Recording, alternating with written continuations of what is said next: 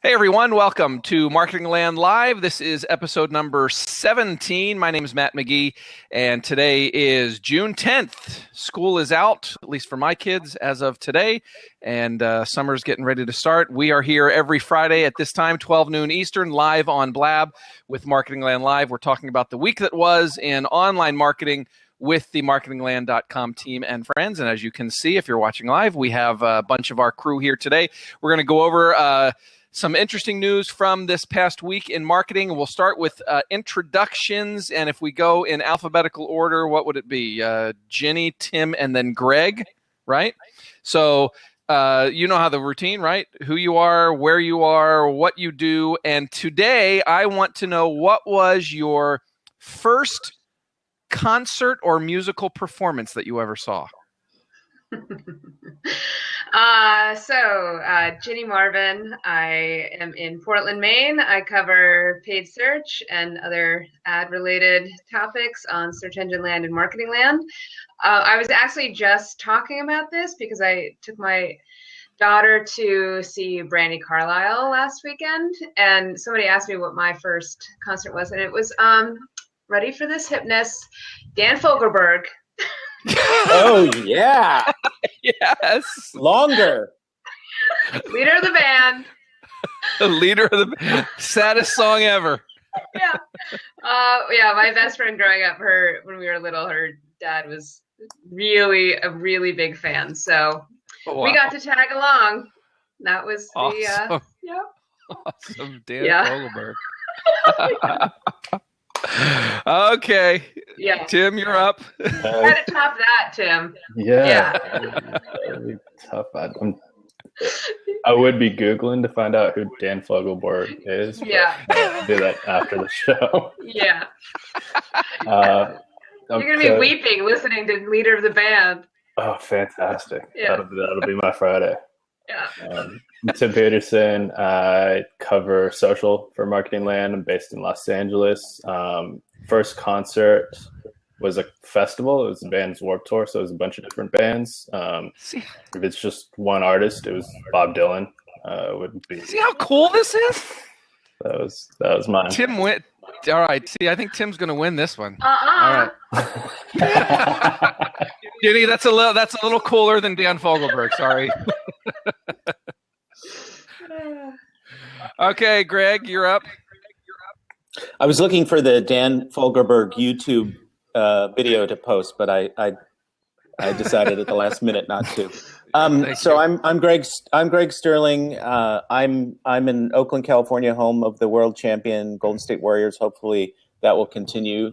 The loss the other night was very ugly.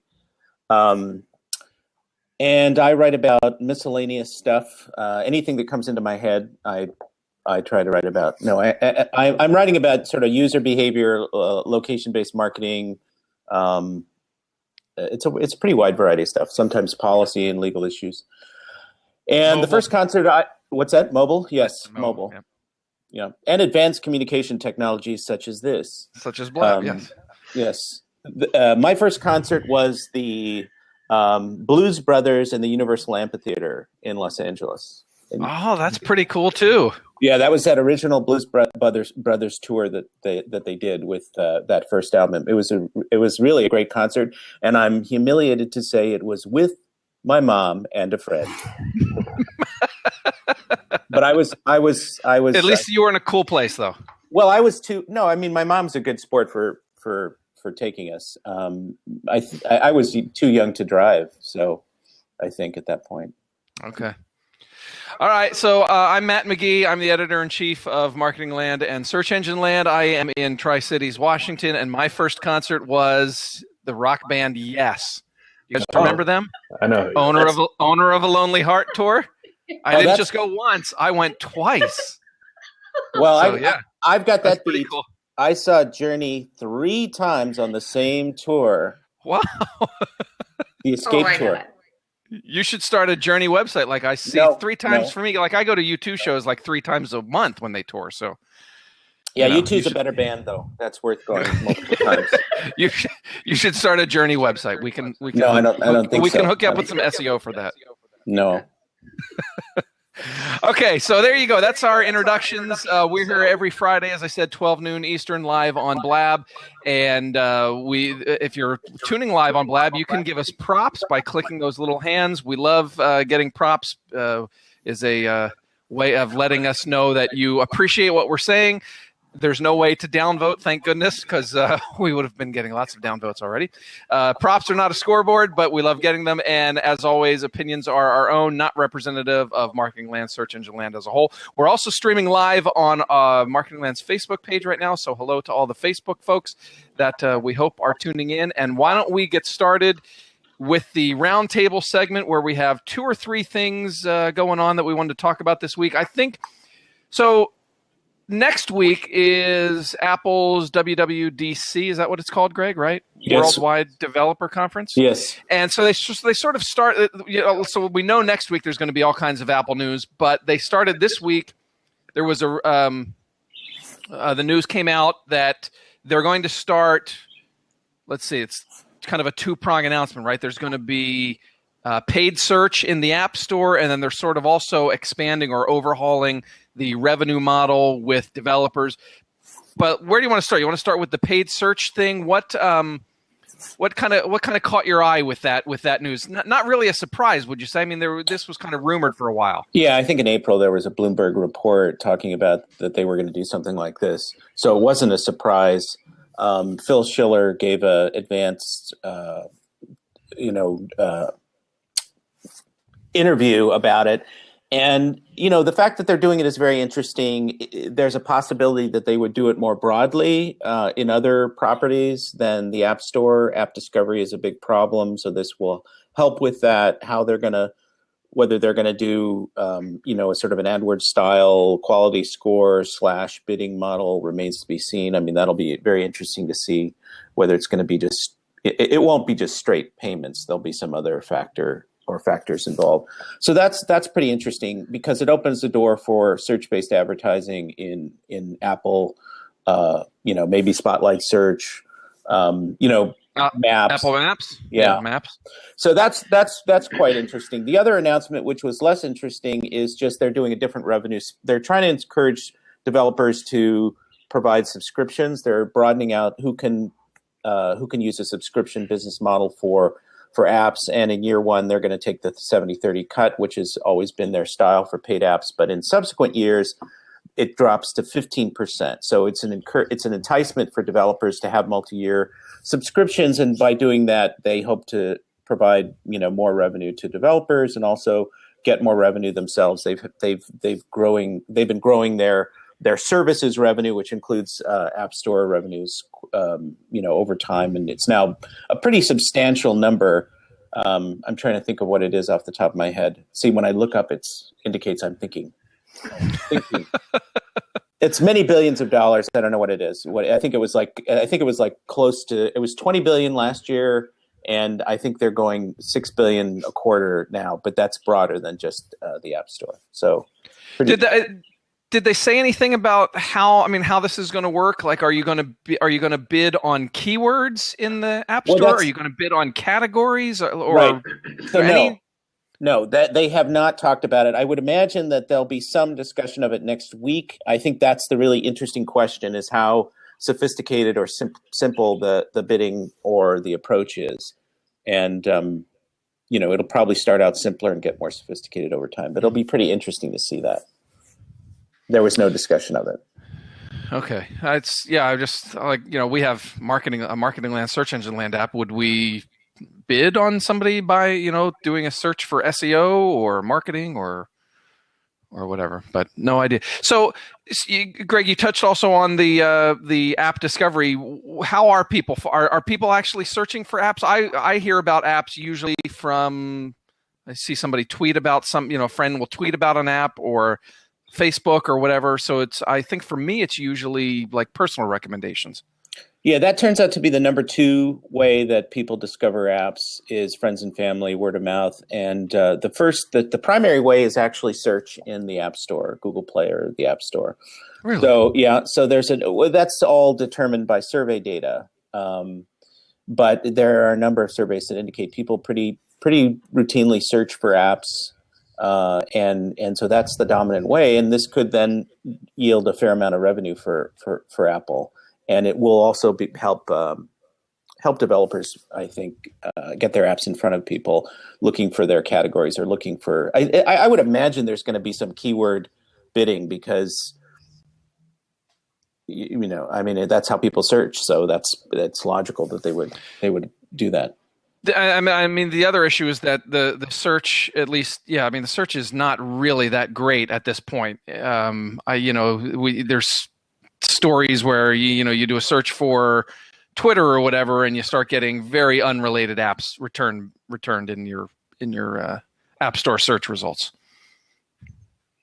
So so it's interesting. So to the extent that they're really hoping to make money on paid search ads in the App Store and maybe elsewhere, they're really going to have to do a better job with search, right? So that implies much better search in a certain way, and so maybe they're about to make more investments in search.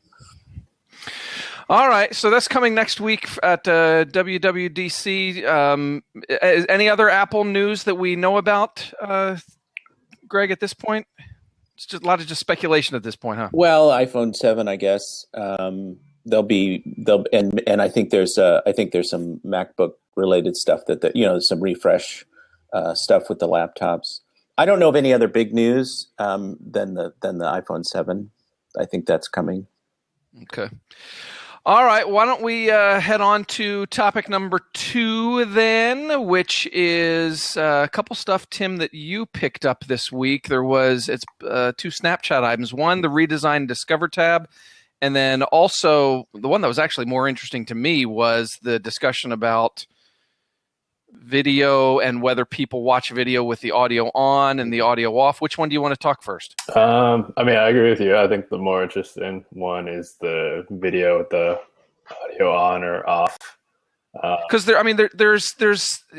kind of caught my eye because there's a lot of ad dollars at stake here, right? In terms of getting publishers and brands to video ads and all that sort of stuff, and how are people consuming their video ads. And so they're saying that on Snapchat that people do watch with audio, whereas Facebook said the opposite. Yeah, Facebook's been very much trying to condition just about everyone, brands and publishers, to be thinking if you're expecting people on their phones to be watching a video, they're probably not going to be doing it with the sound on. So you should be making videos and video ads that don't require sound, or at least can be captioned. And Facebook was pushing that to such a point that people were kind of extending that to mobile video as a whole. And now yesterday you have Snapchat coming out and saying, oh, actually 2/3 of our videos are watched with the sound on, which contradicts Facebook's point in a really interesting way. I mean, there's Facebook and Snapchat and Instagram are very different platforms in that Facebook and Instagram play video with the sound off by default on mobile. Right. So there's that. But and then Snapchat content is maybe content that you want to be listening to because it's usually someone holding their camera up to their face and they're talking into the camera or talking about what they're showing, things like that. But it's still kind of gets at that core idea of, will people listen to a video on their phone or not? But isn't it also, I mean, it's talking about format, like platform differences. I mean, on Snapchat, the ads are super short. Often it's music. So you're not necessarily listening to somebody talking. It's still a lot of the ads have, word overlays on them, and the noise, the sound is basically just music. Mm-hmm. So I'm just thinking it's sort of like a lot of the ads, I think, are sort of, they take the Facebook model of making sure that people can watch it and get it with mute, and then music is the background that if they're listening, they get that added kind of bonus. But do you know what I mean? Sometimes. I mean, I would still just anecdotally, off no hard data that I have available, most of the ads that I see on Snapchat are still someone talking at some point. And even still, you have brands like Unilever and Group M, which is the biggest media buying group of any of them, who are telling a bunch of the platforms like, one, we want to make sure our ads are served in view, and so like their viewability standards are very high, but as part of that, they also want those ads to be viewed with the sound on. They don't like the idea of video ads playing with the sound off, and so now Snapchat's given them some evidence to say, hey, this isn't a mobile video thing that we just have to come to terms with. This is maybe a Facebook problem or an Instagram problem. So if it's so important for Group M and Unilever and the rest of Group M's clients to have their video ads watched with the sound on, now they have an alternative place to take their ad money. Do you think the length of video plays into it at all? I mean, a lot of the Facebook videos I see are 2 minutes long, 3 minutes long, or whatever, and maybe that's compared to Snapchat. Obviously, it's a lot shorter on Snapchat. Does that have anything to do with it? I'm not sure. I would actually think like the opposite would be true if that were such a factor, because if you're just watching a 10-second video on Snapchat, 15-second video, you might be thinking, one, you might be doing it while you're in the process of doing something else, waiting in line at Starbucks or something like that, and so you're less inclined to turn the sound on. Where if you're spending a minute, 2 minutes with a video, I would imagine you'd be more inclined to turn the sound on because it has more of your attention. Yeah, and then the other thing, I mean, and I'm not on Snapchat all the time, but I think the point you made about somebody just talking directly into the camera, and I've seen Tim, your Snapchats and then other, friends of mine, that is the main experience. Whereas on Facebook, my goodness, when I go through my Facebook feed, it's, 2 and 3 minute long food tutorials, it's sports highlights, it's some cat or viral video, of cats jumping off mirrors on, and that's so, for the food stuff, which I just see constantly now on Facebook. It's like all I see anymore. I mean, you don't even need the audio for that. Right. It's all the publishers are making it with the assumption that nobody's going to have the audio on. Right. And they're also making that largely because Facebook's telling them make stuff, so that the audio is not on. Like when Facebook was first starting to get aggressive with native video, they would always talk about Vox.com because Vox.com was automatically captioning their videos, and Facebook loved that because it supported what they were saying. The numbers also seem to support it, but then it's interesting because then you have Facebook Live and the way that those numbers are going. A lot of those videos require audio to be on. I mean, the Chewbacca mom, I don't know what that video looks like. Right. Yeah. But I think, and then Facebook rolled out their own, the caption generator for advertisers to use. I do think it's a situational thing, and it's not, and even just off of Facebook. I mean, if you got video ads popping up in natively in content on other sites, you still want to be able to. I think you're not in there. You're not reading to listen, right? I mean, you're not expecting a video to pop up and start with audio, and when it does, it's super annoying. And then you're wondering, especially on desktop, like which tab is starting to play some video right now. So I do think that there is, I guess what I'm saying is the Snapchat, their results, I don't think necessarily negate the fact that what's happening on Facebook and what Facebook is saying as far as pushing advertisers to be able to have videos work on mute is like, I don't think it's negating what Facebook is suggesting is either. Right. I think what Facebook is saying is make sure your ads can work both with mute on and mute with sound on. Yeah, to be audio agnostic, which it's tough to be audio agnostic and still have the audio be an important part of the video. Right. It's also actually, because to your point about kind of the Facebook environment and any environment where there's video content, but there's also text content and different types of content, is you don't necessarily want the sound to be on because maybe you're not going there to watch video. And it's interesting because that is kind of been YouTube's knock against Facebook as Facebook's been trying to rival it for videos. Facebook's not made for video. It's not for that experience, so that it's not going to be able to really serve that experience as well as we can. And now Snapchat, which is more video platform than anything else, is kind of supporting that too. And so then it's at what point does Facebook need to kind of carve off a video experience to be able to deliver the things that the video only platforms are able to do? I think there's an interesting issue that this discussion raises, and it's the tension between what the advertisers need and want and what the users want here. And Facebook has muted the videos because they don't want to be annoying, as Ginny, you were saying, when how disruptive are those native video ads when they start playing or they sort of appear in your in the content that you're reading. And so they're trying to sort of find a balance. And it's just interesting to me because there's a lot of cat and mouse that goes on now between advertisers and users. And it's really ideally, if you were a marketer, you would be creating video that operated as content, which is sort of see the food instructional videos versus true advertising, in its traditional sense, that just sort of throws a message at you. Right. But then it's funny because, for so long you have a bunch of advertisers and publishers, especially like around Newfront's time, talking about TV budgets moving online finally because there's real digital video inventory now and the importance of sight, sound, and motion.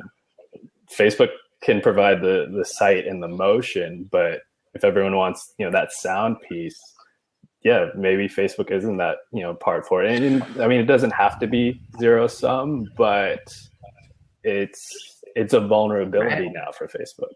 But you've got to create, the point I'm trying to make by implication is that you've got to create video that people want to listen to, right? Snapchat's hit on that if 2/3 of people are listening to the videos.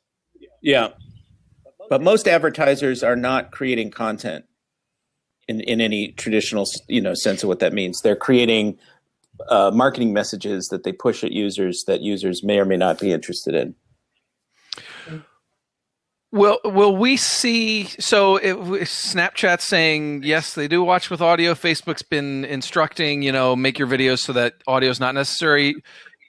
If Snapchat's now pushing back on that, are we going to see Facebook backtrack at all? I'm not sure. Facebook, to their credit, they're very mindful of their audiences, and if people on Facebook aren't watching videos with the sound on, Facebook, can maybe try to see if it can do things to encourage them to watch with the sound on mobile, or maybe that's how they started, though, right? They did a lot of testing with audio on auto, didn't they? I thought they tested that. Oh, I'm sure they tested it because they wouldn't have gone out with this without having some. And Twitter's the same way. They've said the exact same thing that Facebook has said, that they, as you're scrolling through, I think, just if you think about the sort of body language that you're using when you're going through Snapchat versus just going like this. I know Snapchat I guess when I'm using it, there's a lot of toggling, but I don't mind when the audio starts because it's not like I'm not expecting there to be video. It's a more active experience. And more audio. Audible, I guess. But I do think that there's. I wouldn't. I guess to answer your question, Matt, I don't think that Facebook or Twitter is going to say, "Oh, well, Snapchat said this, so we're going to turn the sound on." Yeah, and I don't think that. I'm sure they did. I'm sure they tested it internally, but I don't think. And Tim, correct me if I'm wrong. I don't think that there was ever a point during the rollout of the autoplay videos that audio was turned on Facebook and Twitter. My recollection is that I'd see the video start to play, but there was no audio. Yeah, that's my recollection, like from reporting on the video ad stuff before it officially rolled out. It was a big sticking point in discussions where Facebook didn't want them to play with audio on, and you had some agency groups really wanting to have it play with audio on, and not even necessarily to autoplay. Facebook won out in those discussions. Right. Facebook is trying to be mindful, like Google in these situations, of the user experience, because I think they recognize long term they're going to alienate people. I mean, this is what the ad blocking discussion is all about. You've got the advertisers on one side who are used to certain kinds of capabilities and being able to dictate certain things to end users. And you've got the publishers who are trying to maintain their audiences and cater to both advertisers and users. And then you've got the users who are increasingly doing things like rejecting notifications and using ad blocking because they don't find the experience to be a positive one. And this is the tension that has to be managed. Yeah. I mean, and you can think of, like, I can envision a, live channel, or, whatever it ends up kind of morphing into, having audio on automatically in ads, that kind of context, I think, is where it's plays more naturally. Yeah. But I mean, one thing also to keep in mind, this isn't just an ad thing. It's also just kind of video content at large, which has big implications for celebrities, the influencers, as well as media companies too. And for those types, audio becomes even more important because one, that's what they're used to, and they also feel like they can tell better stories with that. I was with some people last night who are video directors, and we were talking about this stuff, and they were saying, they hate the idea, the prospect of needing to produce mobile videos where sound is an optional thing for them when they're creating. But that's for organic content, right? I mean, or non-ad specific. Or both. I mean, these people they do a lot of branded videos. A lot of videos for brands, but they consider them movies. Right. But I think you would see, like, somebody like BuzzFeed say, branded videos that we've syndicated onto Facebook that start off in mute. People actively say, I want to listen to it. Mm-hmm. And same thing. I mean, I'm just thinking about, like, clips of the like Jimmy Fallon show and James Corden and all those that do really well on Facebook, and people are saying, yes, I want to listen to that. Mm-hmm. So. Yeah, no, I mean, there's absolutely something to be said for that. Totally. That just made me think we should do carpool karaoke when we get together for SMX.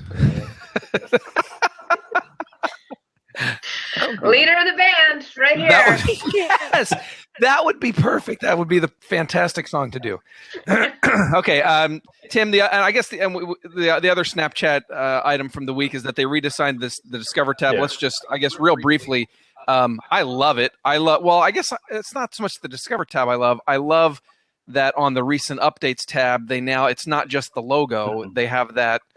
It's sort of like a preview of what the content is. And I just, just anecdotally in the last couple of days, I've clicked on a lot more of those than I used to. Yeah. Basically, they're trying to make it more likely for people to actually check out Discover, because Discover traffic wasn't doing fantastic. And so, they've moved live stories into the Discover tab because live stories are doing great. And so maybe that's a way for people to realize, where can I find the live stories? What's this Discover stuff? What's ESPN or BuzzFeed posting here? Interesting. Right. Cool. And it was that stuff was kind of hidden, and you had to like really make an effort to get there. Yeah, and according to like Recode, more people were going to Discover through those little thumbnails that were on the recent updates tab than actually swiping over to the Discover tab. I believe that. Okay, let's move on. Topic number 3, Greg Sterling, a story you wrote this week. Pinterest starting to measure in-store sales impact of promoted pins, and there was kind of like they released some data around it, and then also that they sort of made the point that this is now a thing they can do for their advertisers. But it's kind of sort of a catch up, I guess. I mean, this is not like, all the other big players are already doing this, right? Yes and no. I think this is not yet a mainstream thing from an advertiser perspective, although I think more and more brand advertisers are interested in the offline measurement capability. So yes, they are among big internet companies, one of the late arrivals to this online to offline phenomenon. Facebook can do it to varying degrees, and Google and Twitter played around with this, I believe, with Datalogix as well before the acquisition by Oracle.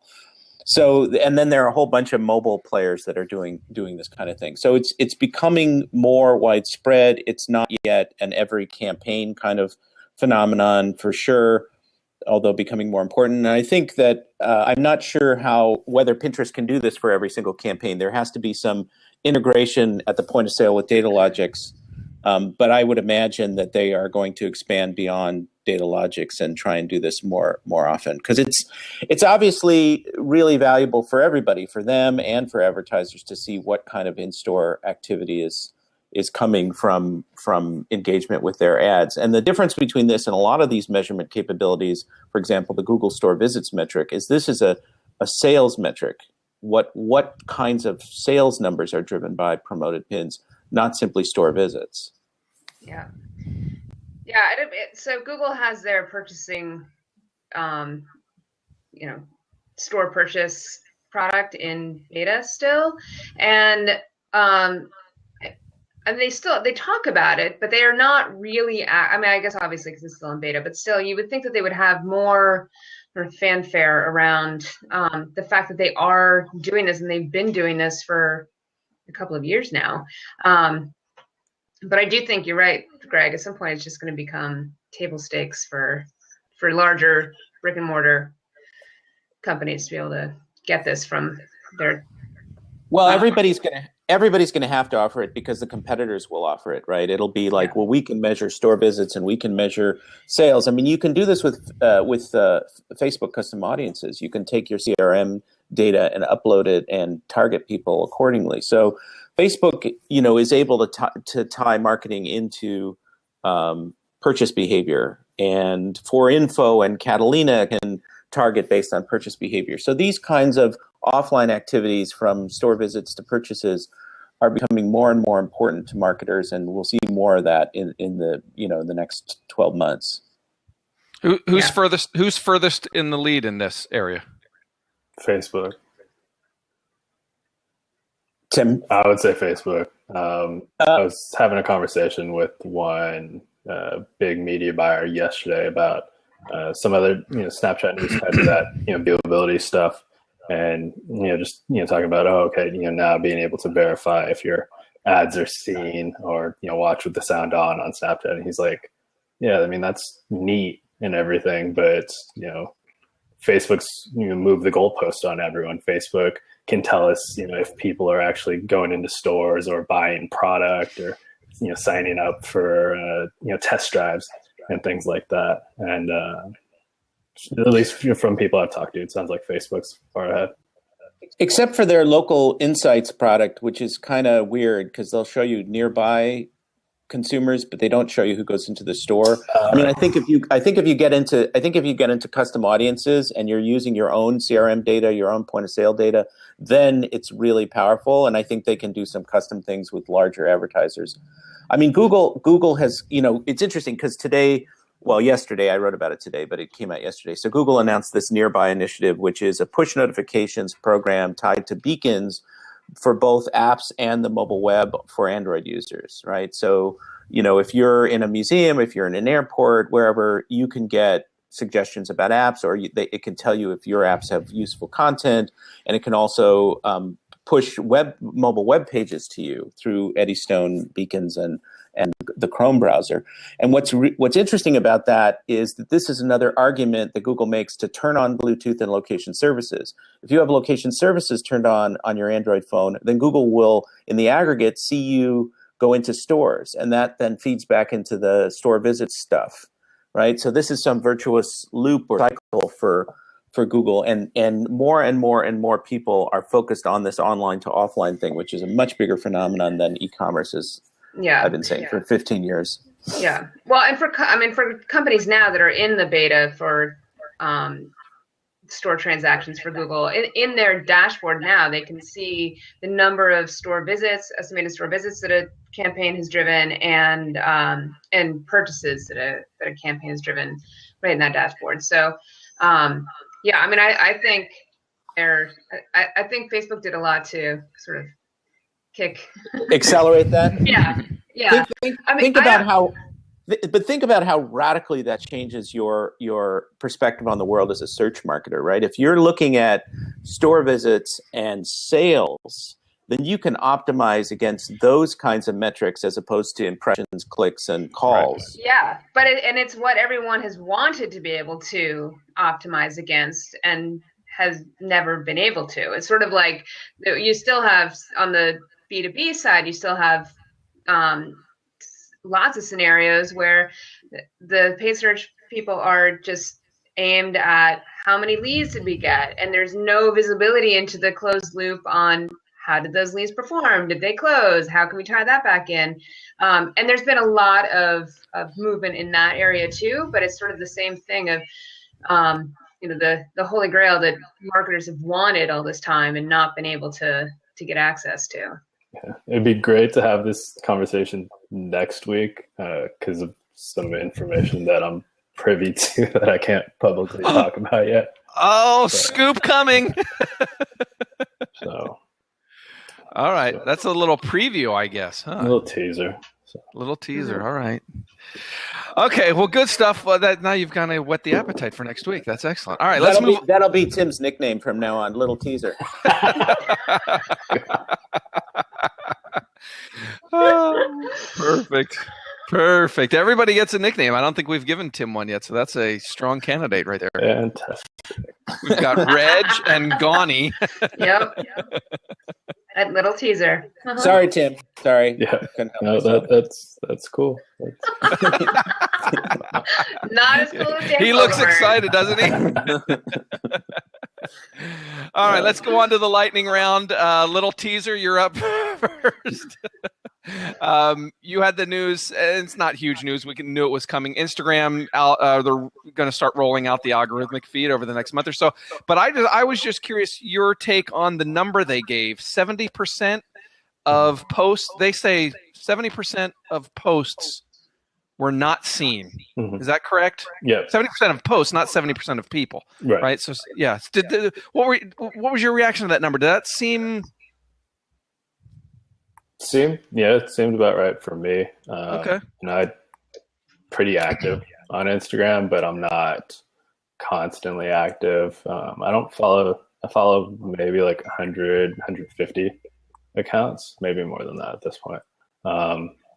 Didn't really surprise me. The algorithm stuff's really interesting to me from a conspiracy theory standpoint in light of the business profiles, because businesses opt to now be a business profile.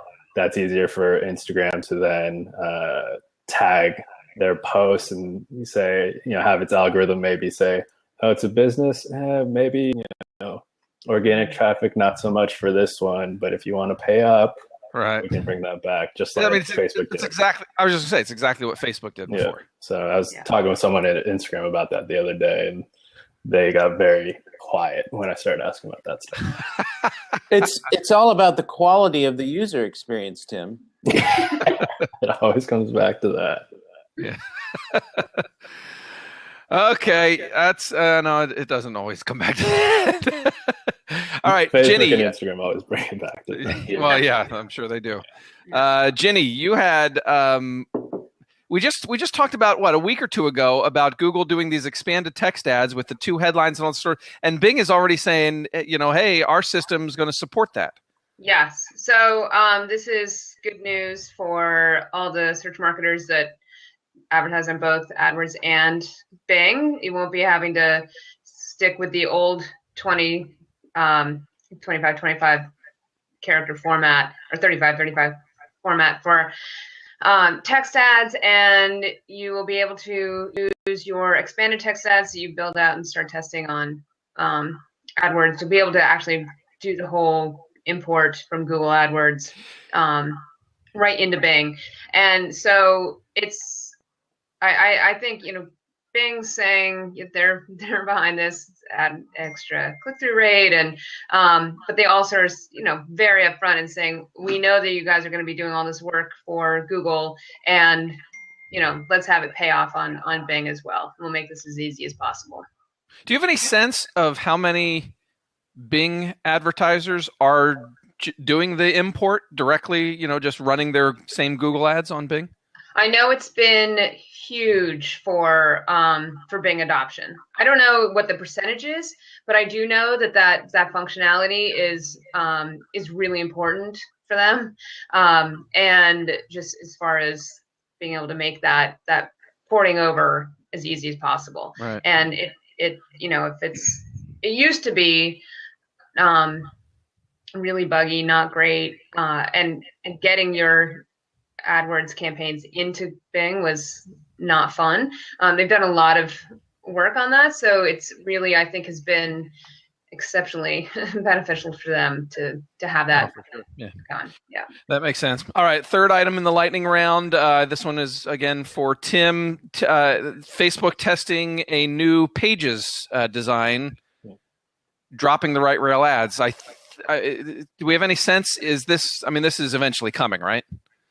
We don't know for sure. Facebook tests a lot of stuff that they end up not rolling out. So this could fall in that bucket. My guess is no, because there's a lot of parity between these new desktop page designs and what Facebook did with the mobile page designs last year. And sacrificing right rail ads, I don't think that's too big of a deal for Facebook, because Facebook's overwhelmingly mobile. So and 80%, I think. Yeah. And even, for that, 82, I think, for from our ad revenue standpoint is mobile. But even of that 18%, I don't know the actual numbers, but I have to imagine a sliver is these desktop right rail ads, and that the majority of that desktop ad revenue is from the newsfeed ads anyway. So, and I also don't know how valuable those ads are on a page versus a personal profile, because if you're looking at someone's business page, do you care to also look at these right rail ads? Or are you looking for specific information from that business that the ads wouldn't be as likely to provide? Right. Okay. But that's still just a test for now. They haven't said anything. They haven't said anything. Okay. All right. So that wraps up lightning round. Why don't we go through what's coming up? Tim already teased a story that he's working on for next week, or perhaps the week after at some point. Ginny or Reg? Oh, I guess, Greg, your WWDC is the big thing next week for you, and you've failed to me Siri news. Yeah. So I failed. This is a big omission. So there's a rumor that take away his props. Probably true. No, don't take them away, please. Oh, look, people are giving me props. Yes. I've got a drama here. I've got exactly as much power. I'm not plugged in. I'm on my laptop, so I've got exactly as much power as the time remaining for the show. Oh, gosh. But so the idea is that Siri's going to open up to third-party developers like Alexa, like Google Home. And then Apple's allegedly working on a Google Home Amazon Echo standalone device that'll be powered by Siri. So that'll be pretty interesting, because the plugging in of these third-party services to these voice assistant front ends, that's a search replacement, or that's a search one manifestation of search, and we would expect to hear that announcement next week as well, and that's pretty significant. So the idea that you can use Siri or Alexa or Google Home or Viv or all of these things to buy stuff is pretty compelling, I think. Yep. Okay, so that's next week, WWDC at Apple. We will have lots of coverage of that. And then Greg and Danny Sullivan are going to be on next Friday. We'll be talking about a lot of the news from that. So stay tuned for that. So what else is coming up? We are now officially a podcast, Marketing Land Live. You can find us right now live on the Google Play Podcast Store, or whatever you call it. We have submitted to iTunes. We're still waiting to get approved there, but that should be coming soon. Fingers crossed. I should also mention that we have our Social Pro conference coming up June 20th and 21st in Seattle. followed directly by SMX Advanced in Seattle, June 22nd and 23rd. So we will get to see each other a lot that week. And that is what's coming up for us. So why don't we wrap things up? Where can folks find you? Ginny, you want to go first? Sure. Yeah, you can find me on Twitter at Ginny Marvin. All righty. Tim? Yep. Peterson T on Twitter and Instagram and Snapchat. And Snapchat. Good for you. I don't have the common names. Greg Sterling, how about you? G Sterling on Twitter, and that's the best place. Can I make a plug for my local workshop at SMX? You can make a plug. Yes. Okay, so all this local stuff, online to offline, store visits. We're going to be talking about that in depth. Local workshop on the 21st of June. It's a separate admission from SMX Advanced, sandwiched right between the shows. So if you're interested in local stuff, please come. We'll have somebody from Google talking about the AdWords changes as well. Oh, very cool. Yeah, and for those that don't know, we have the regular conferences, SMX Advanced and Social Pro, but then we also have a day full of very deep tracks, one for local, and then there's one for AdWords and several others. And so if you need just to really get focused on one specific topic, those are really great way to dive in and sort of immerse yourself in, as Greg was saying, in his case, in local search marketing, so local marketing in general. Okay, so I'm at Matt McGee on Twitter. That's the best place to find me. You can find our websites at MarketingLand on Twitter, at SEngineLand. We're also on Facebook, facebook.com/marketingland/searchengineland, and of course blab.im/marketingland. And we will be here next Friday at 12 noon. Tim, Ginny, Greg, thanks for being on this week and overcoming all of our technical difficulties. As always. Yeoman's like work. Thanks to everybody that watched live. Thanks to everybody who tunes in on the replay. And we'll see you next week. Bye-bye. Bye. Bye.